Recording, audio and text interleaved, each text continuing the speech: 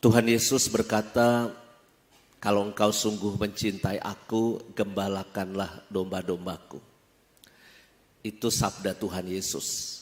Sabda Paus Fransiskus kepada kami para imam, itu lain lagi. Hendaknya kalian menjadi gembala berbau domba. Gembala berbau domba. Jadi umatnya sedang susah apa, umatnya sedang merasakan apa, kita harus ikut bersama umat yang sedang kita layani itu.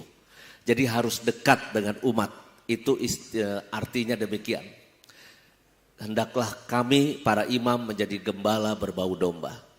Persoalannya domba itu baunya lain-lain. Ada yang bau perengus, ada yang mungkin agak wangi, ada domba yang nakal, ada domba yang baik, ya. Terus kami harus bau yang mana gitu, ya. Romo Nofrin itu ngikutin gembala berbau domba.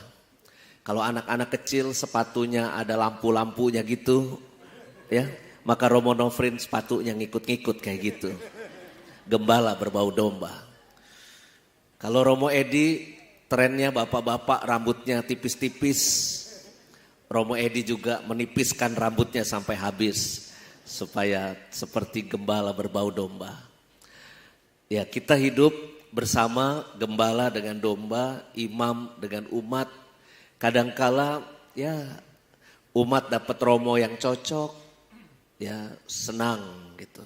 Tapi kalau umat dapat romo paroki yang gak cocok, demo. Ya. Yang benar itu adalah surat gembala dari Bapak Uskup kepada umat. Tapi sekarang ini sudah ada tren baru, surat domba. Jadi domba ikut-ikutan nulis surat kepada Bapak Uskup ngelaporin imamnya. Nah ini ada tren baru nih. Ya. Maka kalau umatnya dapat romo yang membahagiakan, gembira, dekat sama umat, puji Tuhan, haleluya. Romonya jangan pindah-pindah. Tapi kalau Anda dapat romo paroki yang nyebelin, yang otoriter, yang galak, wah langsung tulis surat dan sebagainya. Saya cuma ingin berpesan Bapak Ibu, Anda tidak bisa milih romonya kayak apa di paroki ataupun di samadi. Suatu hari saya akan ganti, sudah 9 tahun saya di sini. Ya, suatu hari akan ganti. Romo paroki Anda juga akan ganti suatu hari. Anda gak bisa pilih itu. Maka terimalah romo-romo apa adanya. Kalau menyenangkan puji Tuhan. Kalau menyebalkan ntar lagi juga dia pindah. Cool aja, santai aja. Sama seperti kami para imam juga gak bisa pilih kami tugas di mana. Gak bisa kita minta, wah saya maunya di paroki yang basah. Kebanjiran dia, baru tahu rasa. Ya. Maunya paroki basah aja, paroki kering kerontang yang kolektenya dikit gak mau dia. Gak bisa, kita harus menerima tugas perutusan uskup apapun itu. Maka paling baik saling menerima, saling mencintai, saling menjaga. Pasti punya kekurangan, romo punya kekurangan, dombanya juga pasti punya kekurangan, sama lah. Maka saya kira ikut sabda Tuhan hari ini soal mencintai. Apakah engkau sungguh mencintai aku? Gembalakanlah domba-dombaku. Ini catatan saya yang pertama, yang mungkin secara pastoral Anda paroki manapun, karena yang ikut misa di sini baik yang datang maupun secara online, ini kan romo parokinya dari berbagai tempat, ordonya macam-macam. Romo itu jenisnya macam-macam Bapak Ibu.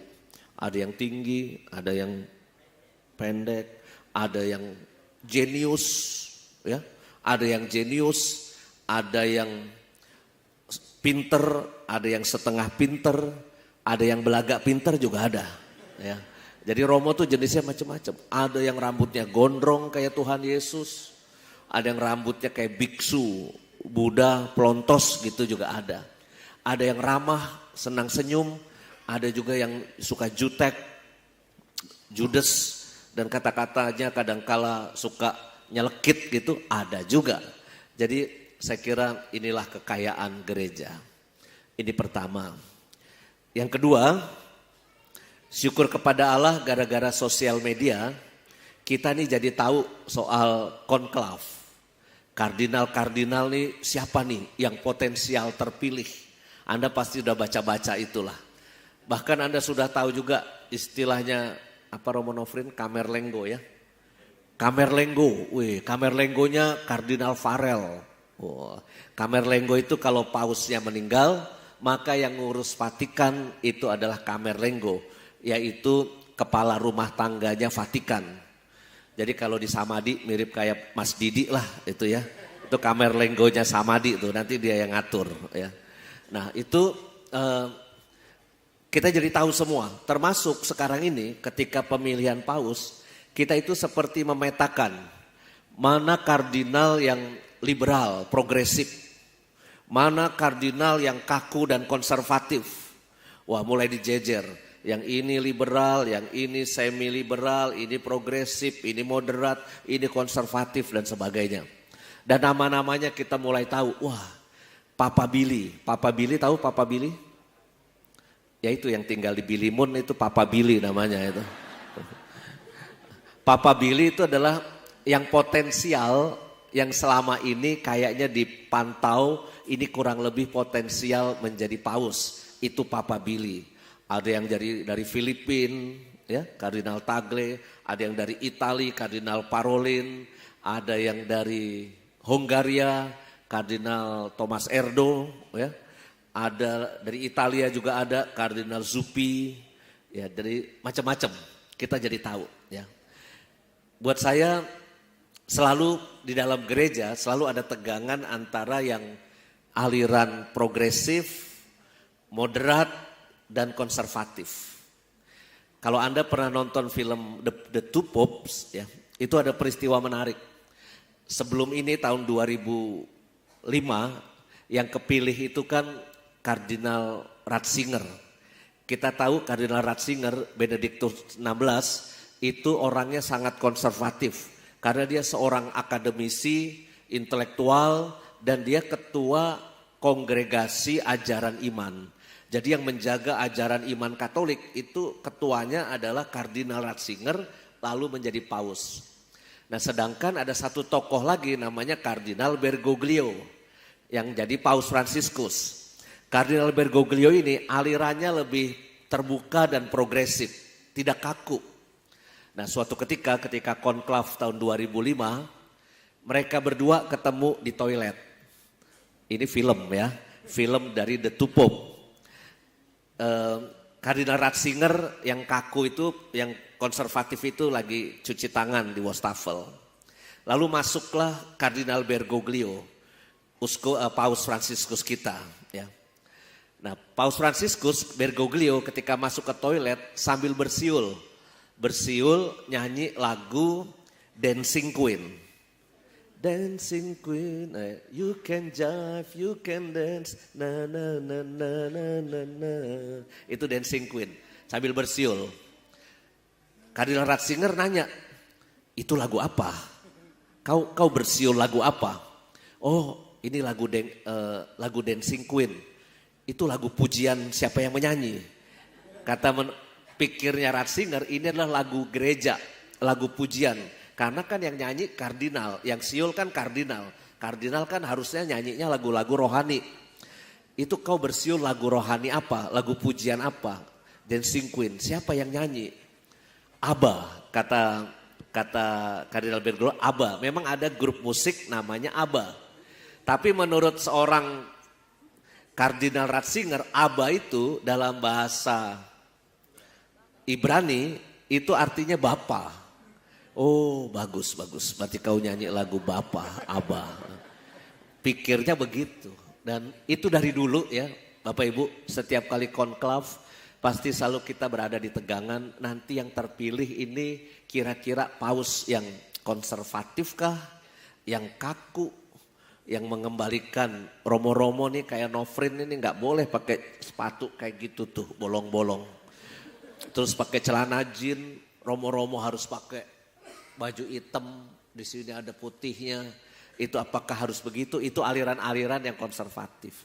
Atau memang yang terbuka pada pembaharuan. Gereja ke depan mau jadi apa?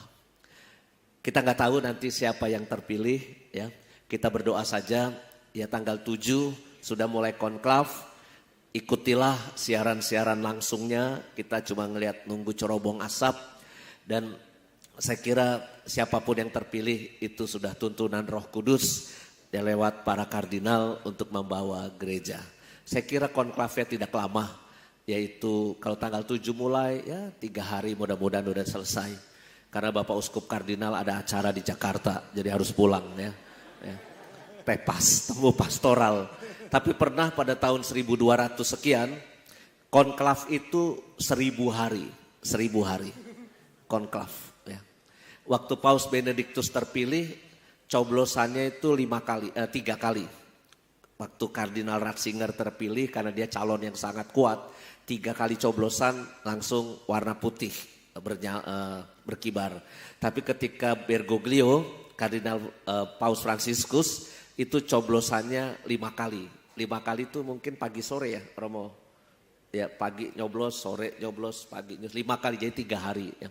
Maka saya nggak tahu nanti apakah 1 kali coblosan, 3 kali coblosan, ya kita menanti saja dan kita berdoa untuk gereja kita. Terima kasih.